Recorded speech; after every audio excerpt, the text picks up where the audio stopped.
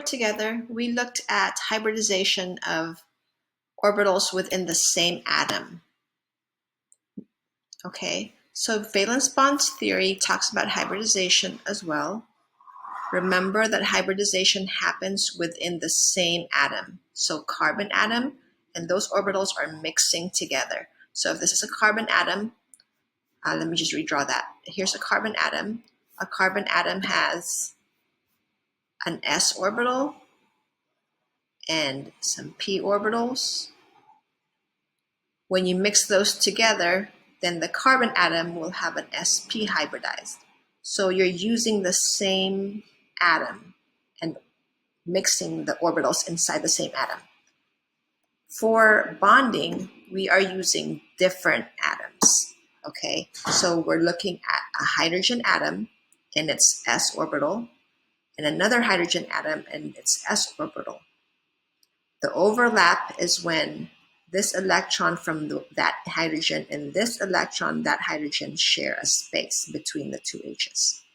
Okay, that is called, that's a bonding theory called valence bonding, because we're using the valence bond theory because we're using the valence electrons.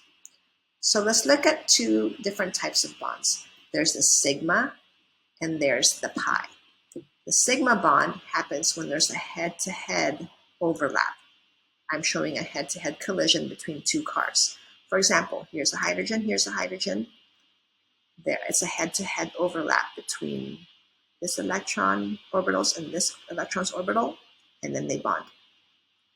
If you want to bond between HCl, then you use a head-to-head collision with the electron from the H and then the electron from the Cl, the seventh electron in the 3p sublevel.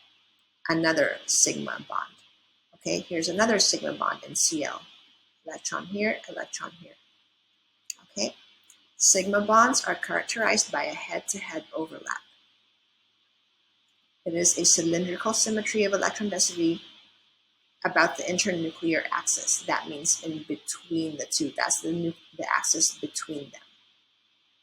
Okay, now pi bonds. Pi bonds are a little bit different. They are a side-to-side overlap. Okay, so if you can see here, it's not a head-to-head collision or overlap like this. That would be a sigma. That's a sigma bond. This is a pi bond. Okay, and this happens because in the p sublevel there are three orbitals, one on the z-axis, this is pz. Oops. This is the px, and this is on the y-axis. So if you have a px of one atom and a px of another atom, you'll do a sigma. If you have a pz and a pz, you'll do a pi. Okay.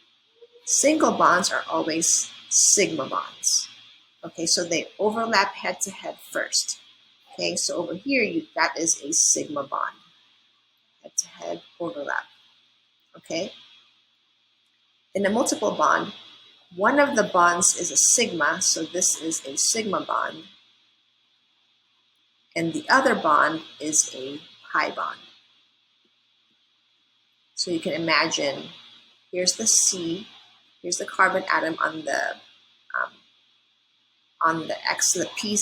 p orbital on the x-axis. There's another carbon, a carbon here and a carbon there. When they combine, they will overlap these, right? So that's a sigma bond. Now, when you have a double bond, then the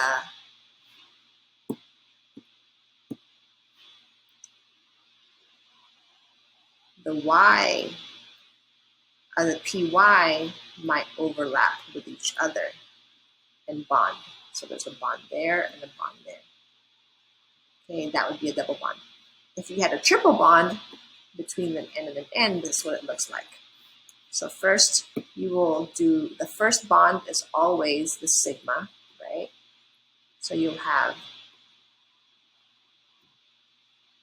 the sigma bond in the x direction, okay? Then the second bond is a pi, and the third bond is also a pi, because that is the bonding in the p direction, in the x direction. Now you're going to do bonding in the Y direction, which is a side-to-side overlap over here, right? That's one of the pi bonds. And then you can also have a bond in the Z direction.